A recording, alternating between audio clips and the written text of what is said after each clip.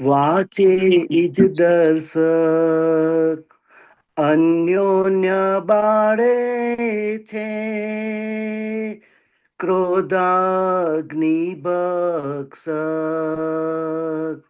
આત્માને કષ્ટે છે, માને છાધ્વંસક સ્વલક્ષ ભૂલાવે ઈ માયાવી ઈચ્છક મબલક આકર્ષણ ઈ લોભે છે યાચક સ્થિર ચિતે ખોલી જો અંતરનું પુસ્તક રાગે યા દ્વેષે પરમાણુ ખેચક ભાવક ના ઘટક વિભાવે બંધક ગાડો અહમ છે ગાડો અહમ છે ભૂલો નો રક્ષક અસીમા અપધ્યાનો બિગાડે મસ્તક સ્થિર ચિતે ખોલી જો અંતરનું પુસ્તક પર સત્યાગ્રહી આડઈ છે બાધક અનુકૂળ સંયોગે લાગે છે ટાળક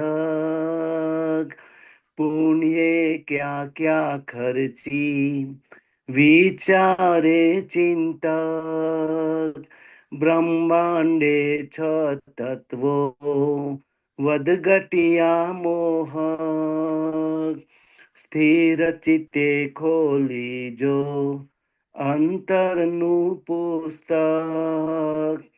ચંચળતા માત્ર પર્યાયો પ્રાસક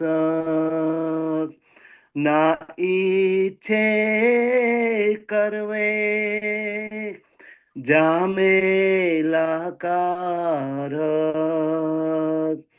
સ્વપરને ઠારે છે આધ્યાત્મિક ગાયક સાપેક્ષી દુનિયા છે વેપારી ગ્રાહક સ્થિર ચિતે ખોલી જો અંતરનું પુસ્તક કેવળ મુજ દાદા જીવતર સુધારક હાજર છેલ્લે શ્વાસ મુક્તિ સુખ લક્ષક જિજ્ઞાસુ ભયાત્મા મુક્તિ પથ ચાહક નિરપેક્ષી દાદા છે મોક્ષ જ સિદ્ધ સ્થિર ચિતે ખોલી જો અંતરનું પુસ્તક અંતસ્કરણ ને જોઈ વાંચે ઇજ દર્શક જય સચ્ચિદાનંદ.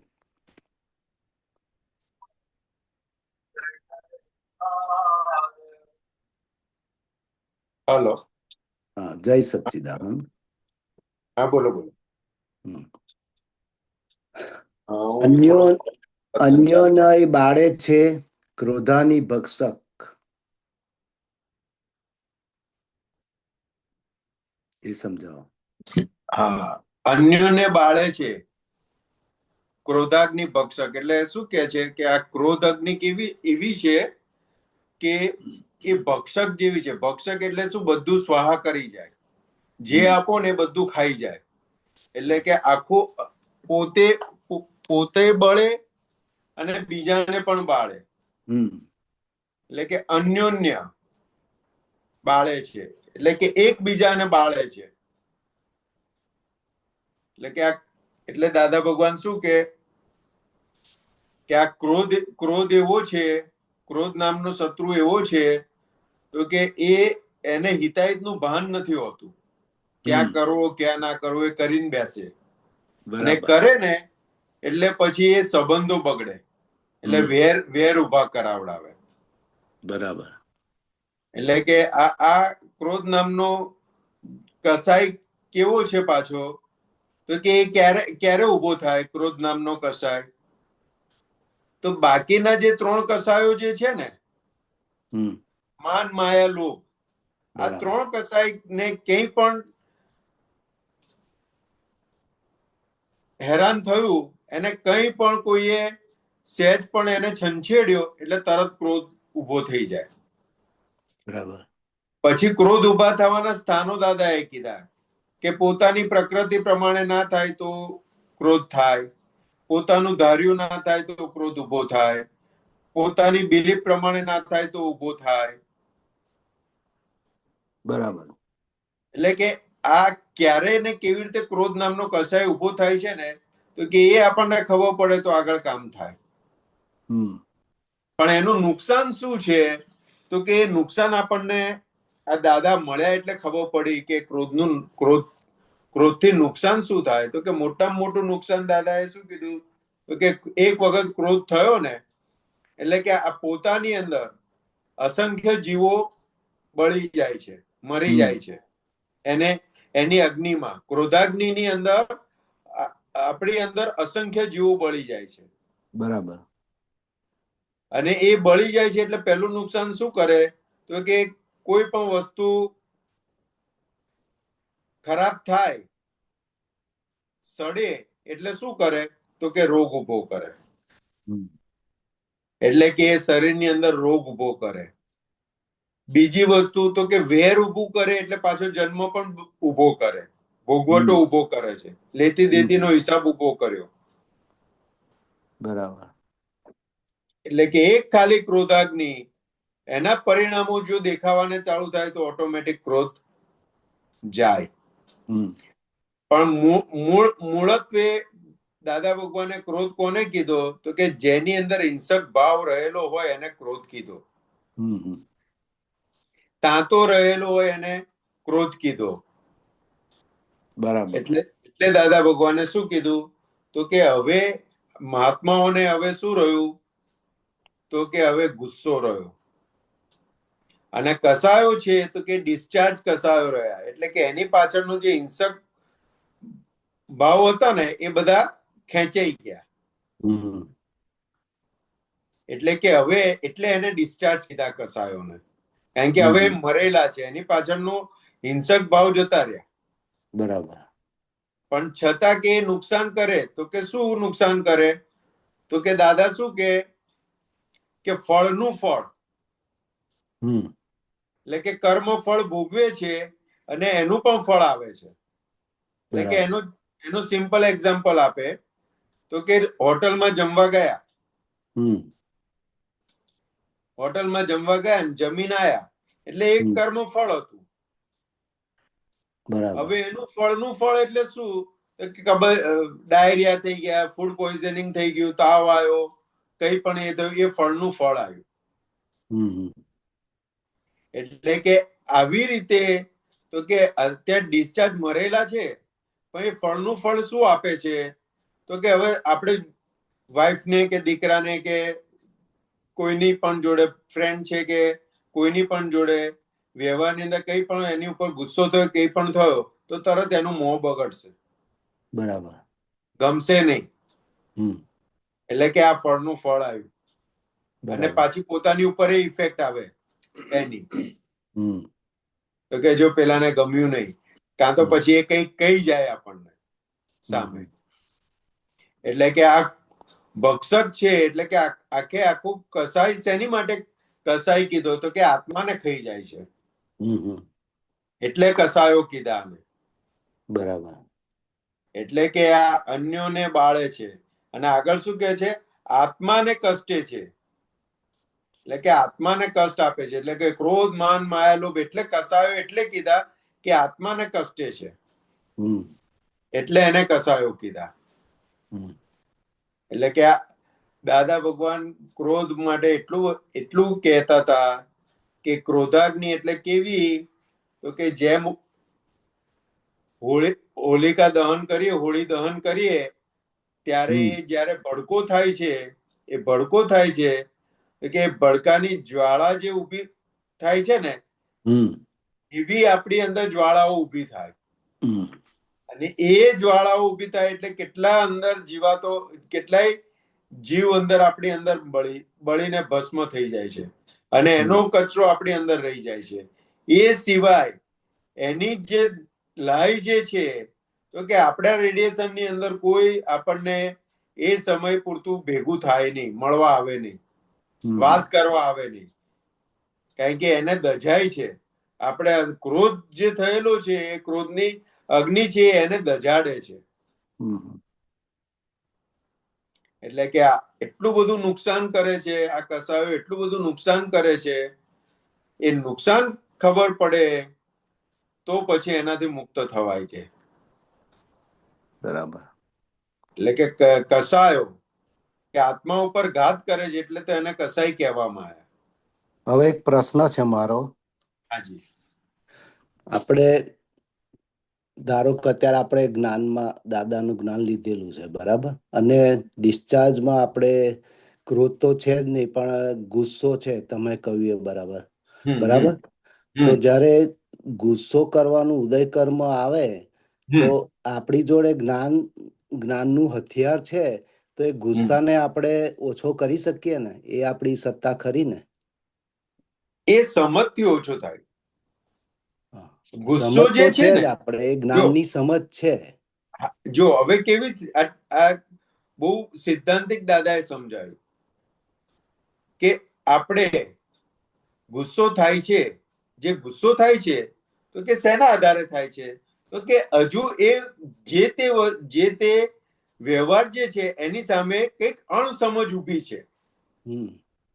એ અણસમજ ઊભી છે, એનું પરિણામ ગુસ્સો છે. એટલે કે એને એ અણસમજને સમજણમાં ફેરવી નાખો તો ગુસ્સો ઓટોમેટિક નહીં આવે. બરાબર. પણ ઉદય કર્મમાં હોય તો આવે જ ને? હા, ઉદયમાં હોય તો આવે તો ખરું જ ને? જો ઉદયમાં હોય ને, ઉદય એટલે ઉદય કોને કહેવામાં આવે છે? ઉદય તો કે સૂક્ષ્મ તમથી લઈને સ્થૂળ સુધી. એ ત્યાંથી જ્યાંથી શરૂઆત થાય છે અને જ્યાં સુધી બહાર આવ્યું નથી ત્યાં સુધી જ્ઞાન ક્રિયાની સમજણથી એ ફેરફાર થઈ શકે છે. બરાબર. પણ બહાર આવી ગયો તો પછી એ આખું ડિસ્ચાર્જ થઈ ગયું. બરાબર. એટલે અણસમજ ક્યાંથી શરૂ થાય છે, તો કે સૂક્ષ્મતમમાં મારું નામ સંતોષ નહીં, હું જ સંતોષ છું, એ ત્યાંથી શરૂઆત થાય છે અને પછી સ્થૂળમાં આવે છે. બરાબર. મને કહી ગયો, મારું કયું ના કર્યું, એટલે પછી એ મને કહી ગયો, મારું ના સાંભળ્યું, એ અણસમજનું પરિણામ જે છે એ ગુસ્સો લેવડાવે છે. હવે ત્યાં ફેરવાઈ જાય કે તું કોણ છું, તો કે શુદ્ધાત્મા. તો કે કોનું કયું ના કર્યું, તો કે નામધારીનું. તો કે એની તારી સત્તામાં છે કોઈની જોડે કરાવડાવવાનું, તો કે ના. તારી સત્તામાં છે, તું સ્વતંત્ર કઈ કરી શકે, તો કે ના. તો એ પ્રશ્ન સોલ્વ થઈ ગયો. એટલે ગુસ્સો આવવાની જગ્યાએ ગુસ્સો આવે નહીં, કારણ કે સમજ પાકી થઈ ગઈ. બરાબર. એટલે દાદા શું કે છે, વિતરાગોનું વિજ્ઞાન શું છે, તો કે સમજણનો માર્ગ છે, ક્રિયાનો માર્ગ નથી. જેટલી સમજણ પાકી એટલું ઓટોમેટિક ક્રિયાવંત થઈ જશે, કરવું નહીં પડે.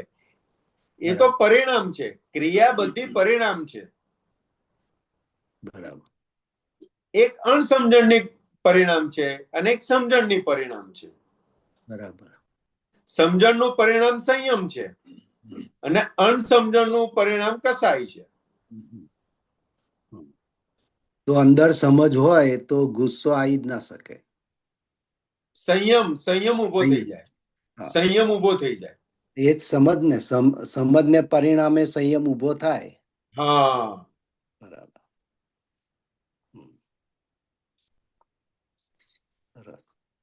આ એટલે ખબર નહોતી કે સૂક્ષ્મથી સ્થૂળ સુધી એ આજે એનો ફોડ પડ્યો. એટલે આખું આખું આ એકચ્યુઅલી કેવું છે તો કે જેમ જેમ આપણે આ તમે પૂછ્યું ને એ હમ. આપણે ક્યાં અટકેલા છે ને હમ. એ વસ્તુ આપણને પકડાય ને તો હમ. પછી એનો રસ્તો ખુલ્લો થાય. બરાબર. એટલે દાદા શું કહે છે કે પૂછવાનું રીઝન જ એ કે પ્રશ્નોત્તરીથી થાય ને તો આપણે ક્યાં અટકેલા છે ને ત્યાંથી આપણે આગળ વધી શકીએ. બરાબર. અને વાત થાય, સત્સંગ થાય, બધું થાય, પણ આપણો ક્વેશ્ચન નથી ને એટલે આપણી જોડે ઇન્ફોર્મેશન સ્વરૂપે રહે છે. ઇન્ફોર્મેશન સ્વરૂપે રહે છે. બરાબર. હવે જ્યાં સુધી ઇન્ફોર્મેશન સ્વરૂપે છે ને ત્યાં સુધી એ ક્રિયાવંત નથી. બરાબર. અને આપણે અટકેલા છીએ અને એ સમજણ પાકી થાય ત્યારે એ ક્રિયાવંત થાય. બરાબર. એટલે નોર્મલી બધા આપણે જનરલી જોઈએ ને તો કે મારે ગુસ્સો કરવો નથી પણ થઈ જાય છે. એટલે બધાનો કોમન ક્વેશ્ચન શું આવે છે કે ગુસ્સો કરવો નથી પણ થઈ જાય છે. તો કે થઈ જવાનું રીઝન શું છે તો કે અણસમજણ. અણસમજ. બરાબર. બીજું કશું જ નથી. એ જેટલી અણસમજ ઉકેલાતી જાય એટલો સંયમ પરિણામ પામતો જાય. બરાબર. એટલે દાદા ભગવાનનું એક સૂત્ર છે, જે ક્રિયા કરવાથી બંધન નથી તે ક્રિયાથી મુક્તિ પણ નથી. અને જે ક્રિયાથી બંધન છે એ ક્રિયાથી મુક્તિ છે. બરાબર. એટલે કે અજ્ઞાન ક્રિયાથી બંધન છે ને જ્ઞાન ક્રિયાથી મુક્તિ છે. બરાબર.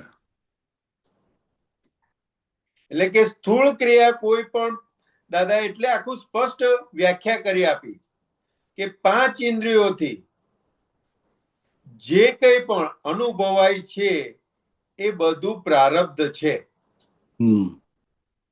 પ્રારબ્ધ ફળ છે. ત્યાં ક્યાંય કર્મનો છાંટો નથી.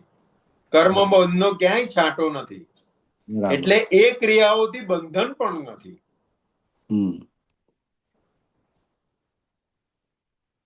અને એની પાછળ કીધું કે અજ્ઞાન ક્રિયા એટલે કે ભાવ જે અજ્ઞાન ભાવથી ઉભું થયેલું છે તો કે એનાથી બંધન છે. એની સામે આપણને જ્ઞાન ક્રિયા આપી દાદાએ. 5 આજ્ઞા જે છે એ જ્ઞાન ક્રિયા સ્વરૂપ છે. તો કે એ જેટલી અંદર વપરાતી જશે એટલું અજ્ઞાન જે છે લઈ આવેલું અજ્ઞાન એ બધું નીકળતું જશે ક્રિયાઓની પાછળનું. બરાબર. એટલે આખી ક્રિયાઓ ચોખ્ખી થતી જશે. બરાબર. એટલે દાદાએ શું કીધું કે શુદ્ધ વ્યવહાર કોને કીધો તો કે જે આપણો નિશ્ચય ખુલ્લો કરે ને. બરાબર. હવે અત્યારે આપણા બધા વ્યવહારો તો બની જ રહ્યા છે. તે વ્યવહારની અંદર પ્રદર્શન કોનું છે? અજ્ઞાનનું કે જ્ઞાનનું? અજ્ઞાનનું. એટલે એના ઉપરથી આપણને ખબર પડે કે હજુ કેટલી પ્રગતિ આપણે માંડવાની બાકી છે. બરાબર. હવે આપણે દાદા ભગવાનનું આખું જીવન જોઈએ તો આખું જ્ઞાન ક્રિયાથી ભરપૂર હતું. પ્રેમ સ્વરૂપ હતા. કોઈની માટે એક છાંટો પણ અભિપ્રાય નતો. દાદા કે અમારા કોટમાંથી પેલો પૈસા કાઢતા જોઈએ ને તો અમને એ ચોર છે એવો અભિપ્રાય ના રહે એની માટે. કારણ કે અત્યારે એનો હિસાબમાં અત્યારે આ છે ચોરી કરવાનું. બીજા સમયે એને અંદર પશ્ચાતાપ થાય એને બદલે જાય. બરાબર. તો કે અમે એને પકડી રાખીએ ચોર છે તો કે નુકસાન મને જાય એને થોડી જવાનું છે. એટલે કે આ ખાલી એક છે વાત નાની પણ આના ઉપરથી કેટલું બધું આપણે પ્રગતિ કરવા માટે કેટલો મોટો પ્રયોગ મળી ગયો આપણને કે જ્યાં ને ત્યાં આપણે જેની પણ જોડે વાત કરે કે જેની પણ જોડે ડીલિંગ કરે છે ત્યાં અભિપ્રાય સાથે કરે છે આપણે કે જો હવે આ આવું કરશે હો, હવે જો આ આવું કરશે હો. અને અભિપ્રાય સાથેના ડીલિંગો પછી વ્યવહાર બગાડે છે. બરાબર. કારણ કે અભિપ્રાય ઉડે ક્યારે? તો કે ત્યાં જ્ઞાન એપ્લાય થાય ત્યારે અભિપ્રાય ઉડે. અને અભિપ્રાય ઉભો છે શેના માટે? તો કે આપણે એને કરતા જોઈએ છે માટે અભિપ્રાય ઉભો છે. બરાબર. જો એ કરતા હોય તો અભિપ્રાય રહે નહીં. એટલે કે આ બધું ઇન્ટરકનેક્ટ છે આખું વિજ્ઞાન. બરાબર. એટલે કે એક જગ્યાએ તું ઉકેલ્યું ને એટલે ધડ ઉકેલ આવવા માંડે. આખો વ્યવહાર હિસાબ જે છે એ આખો ઉકેલાઈ જાય. બરાબર. એટલે આખા દિવસ દરમિયાન આપણે પ્રયોગની અંદર શું હોય તો કે કેટલી જગ્યાએ આજ્ઞા ચૂક્યા અને આજ્ઞા ચૂક્યાનો શું માર પડ્યો એ આપણે આપણા દ્રષ્ટિગોચરમાં આવે ને તો આપણી પ્રગતિ મંડાય.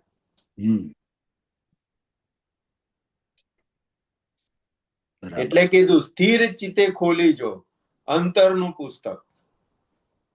એટલે કે આ અંતરનું પુસ્તક ખુલે ને સ્થિર ચિત્તે ત્યારે ખબર પડે કે કોની જોડે કોની માટે કેવા અભિપ્રાયો પડેલા છે, કોની માટે કે કોની કેટલી ભૂલો જોયેલી છે, કોની જોડે કેટલી ગાંઠો પાડેલી છે, તો ત્યારે આપણને ખબર પડે. અને એનું એ બધું આપણે જોઈએ ને તો સરવાળો ને બધું આપણે કરીને જોઈએ ને તો બેલેન્સમાં શું હોય તો કે આ જગત ભોગવવાની જે ઈચ્છાઓ છે, જગતમાં કંઈક સારું દેખાવાની જે ઈચ્છાઓ છે, હું કંઈક છું એ બતાવવાની જે ઈચ્છાઓ છે, પ્રતિષ્ઠા બતાવવાની ભોગવવાની જે ઈચ્છાઓ છે, આ બધું એને ખેંચી જાય છે. બરાબર. તો કે આના સિવાય બીજું કશું છે નહીં. આટલું એ પકડેલું છે એના આધારે આખું જગત ઊભું થઈ ગયેલું છે. અને એના રાગ દ્વેષ એના ઉભા થયેલા છે. બરાબર. કે ખાલી આટલું આપણે નોટિંગ કરતા આપણે એક તારણ ઉપર નીકળતા જઈએ ને તો આપણને ખબર પડતું જાય. દાદા શું કે લક્ષ્મીમાં સુખ છે તો કે અત્યાર સુધી માનતો તો લક્ષ્મીમાં સુખ છે પણ ખરેખર છે તો કે નથી. તો કે કેવી રીતને? તો કે એ સ્ટેપ બાય સ્ટેપ ગણતરી કરતા જઈએ એટલે પાક્કું થાય કે લક્ષ્મીમાં સુખ નથી. કે આ વાત એટલી કીધી દાદાએ કે લક્ષ્મીમાં સુખ છે કે નહીં તો કે નથી. તો પણ એ નથી તારણ નીકળશે ક્યારે?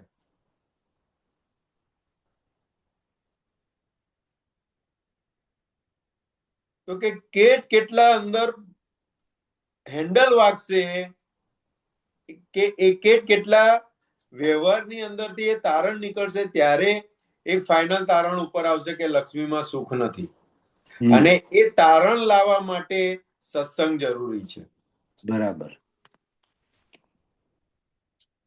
એટલે કે લક્ષ્મીમાં સુખ નથી, પત્નીમાં સુખ નથી, બાળકોમાં સુખ નથી, ઘરમાં સુખ નથી, પ્રતિષ્ઠામાં સુખ નથી, શરીરમાં સુખ નથી, કોઈ ઇન્દ્રિયોમાં સુખ નથી. તો કે આ બધા તારણો કાઢવા પડશે એક કરીને. આપણને શું કે જે શરીર દેખાડું મળ્યું હોય એટલે એની ઉપર મોહ વધાર હોય અને મોહ હોય એટલે એને શણગારવામાં સમય જતો રહે. એટલે કે આ બધી ભ્રાંતિઓ બધી તોડવી પડશે. બરાબર. કે આ જ્યાં ચોંટેલા છે એ બધી ચોંટ ઉખાડવી પડશે. અને એ સત્સંગમાં અને એ સિવાય ઇન્ટરનલ નાના પ્રયોગોની ગોઠવણી કરતા એ તારણમાં આવશે બધું. બરાબર. અને પાક્કું થશે પછી દાદા કે પેલો ખિસ્સામાંથી પૈસા કાઢતો હશે ને તો એ ચોર નહીં દેખાય. નહીં તો ખિસ્સામાંથી કોઈ અજાણી વ્યક્તિ પૈસા કાઢતો હોય તો શું થાય?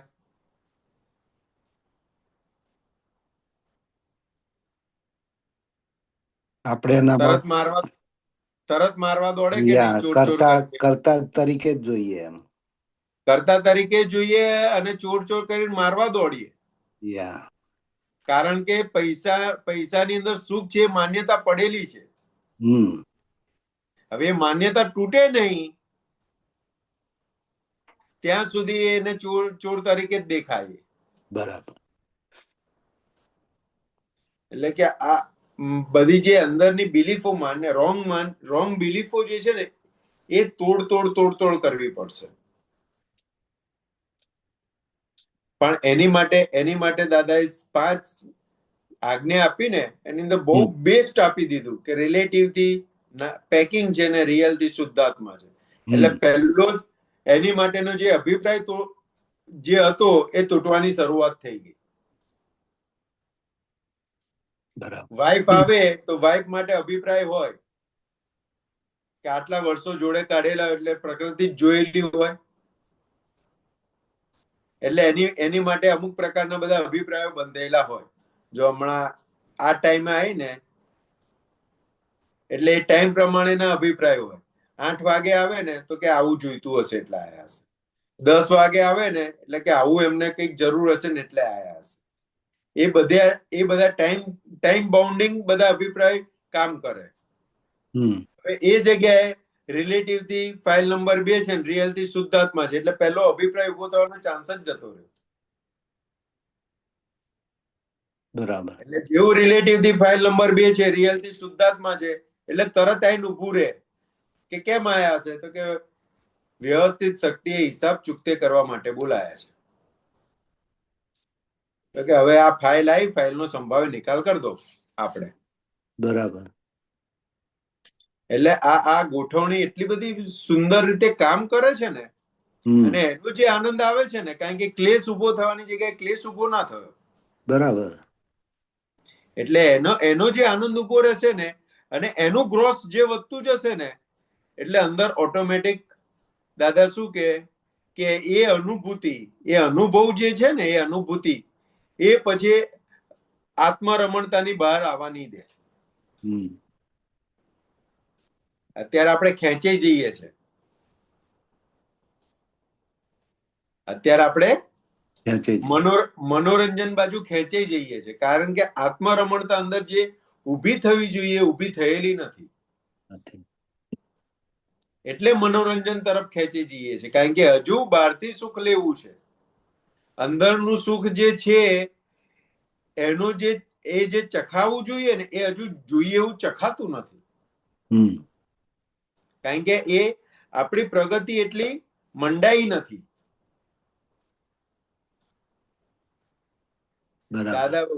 દાદા ભગવાન શું કે ખાલી સિદ્ધ ગતિમાંથી એક છાંટો પણ સુખનો જો પૃથ્વી પર પડે ને તો કેટલાય વર્ષો સુધી બધાને આનંદમાં જ રહે. ખાલી એક કમ્પેરિઝન સમજાવવા માટે દાદા કહેતા હતા કે એક છાંટો તો આ તો આખો સાગર આપણને અંદર આપી દીધો. હું શુદ્ધાત્મા છું, આખો સાગર આપી દીધો પણ એનો છાંટો હજુ ચખાતો નથી. કે ચાખવા કોણ નથી દેતું તો કે આ બધી વૃત્તિઓ મનોરંજન બાજુ જે ખેંચી જાય છે ને અંતસ્કરણ આખું મનોરંજન બાજુ એ આપણને ચાખવા નથી દેતું. બરાબર. 5 ઇન્દ્રિયોના વિષયો ખેંચી જાય છે કે એ બધું આપણને ખેંચી જાય છે એટલે આત્માનો સુખનો અનુભવ થવા દેતો નથી. એટલે કે આજ્ઞા દ્રષ્ટિ જેમ જેમ વપરાતી જશે જેમ જેમ આજ્ઞા દ્રષ્ટિની સમજણ પાકી થતી જશે એમ આત્માના સુખનો અનુભવ એનો આનંદ આવતો જશે. એટલે પછી આ ક્રોધાગ્નિ ને જે ડિસ્ચાર્જ કસાયો ને એ બધું તો બહુ પછી સંયમમાં આવી જશે. બરાબર. એટલે દાદા ભગવાન કે કોઈની પણ પ્રગતિ આપણે જોવી હોય આપણે સમજવી હોય તો કે કસાયોનો સંયમ કેટલો છે એટલી પ્રગતિ માંડી કહેવાય. બરાબર. એટલે દાદા ભગવાન કહેતા હતા ને કે અમે ઋષભદેવ દાદા જોડે ગયા કે દાદા હવે આ અક્રમ વિજ્ઞાન પ્રગટ થયું છે તો કે હવે એને આપીએ કોને? તો કે 35 માર્ક વાળાથી શરૂઆત કરવાની હતી, પણ આપ્યું કોને તો કે 3 માર્ક વાળાને 1 માર્ક વાળાને, પછી તો કે માઇનસમાં આપ્યું. તો કે માર્કની ગણતરી શું? તો કે સંયમ. તો કે જેટલા કસાયોનો સંયમ એટલા માર્ક વધારે કહેવાય.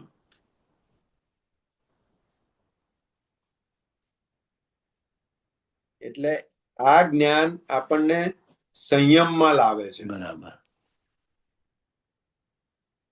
એટલે આની સમજણ જેટલી પાકી થતી જાય ને એટલો સંયમ આપણો ખુલ્લો થતો જાય. અને બીજી રીતે સંયમને આપણે સમજવો હોય, એક દાખલાથી તો દાદા શું કે તમે ગાડી ચલાવો કે ના ચલાવો? તો કે ચલાવીએ. હવે સારામાં સારી ગાડી મર્સિડીઝ કે શું કહેવાય બીજી કઈ આવે સારામાં સારી મોંઘામાં મોંઘી ગાડી? બેન્ઝ, મર્સિડીઝ બેન્ઝ, પછી જેગવાર કે જે પણ કોન્ટેસા કે બધી ગાડી મોંઘી ને સારી લાયેલા હોય, તે ગાડીની અંદર સેફટી ફીચર્સ ને બધું જ હોય, અને એની અંદર સ્પીડ કેટલી બતાવે તો કે 320-340 સુધી સ્પીડ જઈ શકે. એટલી સ્પીડમાં એ ગાડી જઈ શકે. હવે આપણે ચલાવવા બેઠા હોય તો કેટલી ચલાવીએ ગાડીને સ્પીડમાં? મીડિયમમાં, એટલે બહુ તો કે 90 કે 100. 90 કે 100, યા. તો કે એ શું કહેવાય? તો કે નોર્માલિટી કહેવાય. એટલે એ શું કહેવાય? તો કે તમારી જોડે 340 સુધી જવાની કેપેસિટી છે ગાડીની. રસ્તો પણ તમને બતાવે છે કે તમે ચલાવી શકશો, છતાં તમે ચલાવતા નથી. બરાબર. કે એ સંયમ. કે નથી તમે બિલો જતા કે નથી એની અબોવ જતા, તો કે એને સંયમ કીધો. બરાબર. તો કે આ સંયમની વ્યાખ્યા બહુ સરસ કરી આપી છે દાદાએ. તો કે આ દરેક વ્યવહારની અંદર સંયમ એટલે કે આખી સંયમ ઉભો થાય કે કોની જોડે ડીલિંગ ની અંદર કેટલું લાંબુ થવું કેટલું ટૂંકું થવું એ ખબર પડે આપણને. બરાબર. એ આ દાખલા ઉપરથી આપણને ખબર પડે કે વાઈફ છે, દીકરા છે, દીકરી છે, મમ્મી છે, પપ્પા છે, પાડોશી છે, બિઝનેસ પાર્ટનર છે, કે પછી ગ્રાહક છે, તો કે એની જોડે કેટલું લાંબુ ટૂંકું થવું એ આના ઉપરથી ખબર પડી જાય આપણને. બરાબર. એટલે પછી એબોવ કે બિલો થવાનો વારો ના આવે. કાં તો બિલો થાય એટલે પોતે પીડાય અંદર, અને એબોવ થાય તો સામેવાળાને પીડા આપી દે. તો કે આ બેવની અંદર એ સંયમમાં આવી જાય. ના પોતે પણ પીડા લે, ના સામે પણ પીડા આપે. બરાબર. બરાબર સાહેબ? બરાબર, બહુ સરસ. એટલે આ પદની અંદર તો બધા જે કારકોની વાત બહુ કરેલી છે દાદાએ, કવિરાજે મૂકેલી છે, ઈચ્છક ને બધું આખું. બધા કસાયો જ છે બધા. હા, એ અજ્ઞાનથી ઉભા થાય છે બધા. એટલે કે ત્યાંથી આખી બધી વાત કરેલી છે કવિરાજે. બરાબર. સંતોષ આનંદજી, હાજી, એક મારે એક્સપિરિયન્સ શેર કર્યા. પ્રમોદભાઈ વાત કરી ને ગુસ્સાનો, તો આપણે જ્ઞાન લીધું ત્યાર પહેલા તો ખબર નથી કે આપણે ગુસ્સે કર્યો છે. ખબર હતી કે આપણે કરવો જ જોઈએ તો જ સામે વાળો ઠેકાણે આવે, રાઈટ? પછી જ્ઞાન પછી આપણે તો સાયન્ટિસ્ટ થોડું એક્સપેરિમેન્ટ કરવા માંડ્યા કે ભાઈ ના જોઈએ, ગુસ્સો ના જોઈએ, એમ ધીમે ધીમે પ્રમોદભાઈ આફ્ટર સો મચ ટાઈમ હવે ઓલમોસ્ટ હવે એવી જગ્યાએ કે હાર્ડલી ઇટ હેપન્સ. પણ એટલે આ એક્સપેરિમેન્ટ કરતા કરતા એટલો ટાઈમ લાગે છે સંતોષ આનંદજી કે કે ધીમે ધીમે ધીમે ઓછું થાય. તમે વાત કરી ને એટલે સાયન્સની એક્સપેરિમેન્ટની વાત કરું, મારો એક્સપિરિયન્સ. એટલે બીજું કેવું છે, આ એક લાઇટર મોડની અંદર વાત કરું તો કે એક મેન્ટલ હોસ્પિટલ હતી. હવે મેન્ટલ હોસ્પિટલની અંદર એક શું કહેવાય,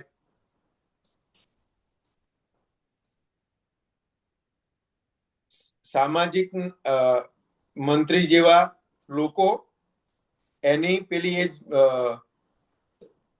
તપાસ કરવા ગયા, ખાલી ઓબ્ઝર્વ કરવા ગયા કે આ લોકો કેવી રીતના કામ કરે છે, ડોક્ટરો પેશન્ટને કેવી રીતના સાજા કરે છે, શું કરે છે, કેવી રીતના કરે છે.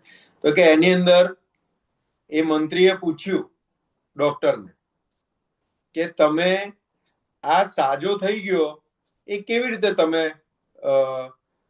અનુમાન લો કે આ હવે સાજો થયો કહેવાય. તો એ કે તમારે જાણવું, તો કે હા. તો કે એ પછી એક ટાંકી બનેલી હતી પાણીની, ત્યાં લઈ જાય છે અને પછી કહીએ અમે એને ઢાંકણું બાંકણું, ટાંકી આખી ઓપન હોય, હોજ કે ને હોજ એ ટાઈપનું. પછી અમે કહીએ કે આને ખાલી કર, એટલે શું કરે, તો કે પેલો ગાડો હોય ને, તો કે બાજુમાં ડોલ ને આન તેન પડ્યું હોય ને, તો કે એ ડોલથી ઉલેચવા માંડે પાણી કાઢવા માટે. તો કે મંત્રી કે હા, એ તો બરાબર જ કહેવાય ને. એટલે કે ડાયો હોય ને, તો કે ત્યાં ખૂણામાં એનો આઉટલેટ આપેલો હોય ને નીચેથી પાણી કાઢવાનું, એ ખોલે. એટલે દાદાએ છે ને આપણને આવું કરી આપ્યું. આપણને પેલું આઉટલેટ નો નળ ખોલી કાઢ્યો એટલે હોજ એની મેતે ખાલી થઈ જવાનું, ઉલેચવાનો રહ્યો નહીં.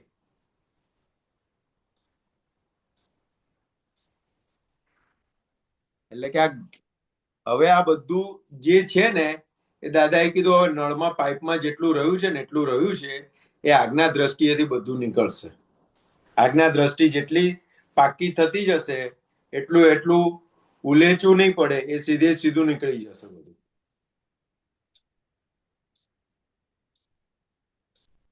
બરાબર? બરાબર? જય હા, બરાબર. સચ્ચિદાનંદ. જય સચ જય સચ્ચિદાનંદ.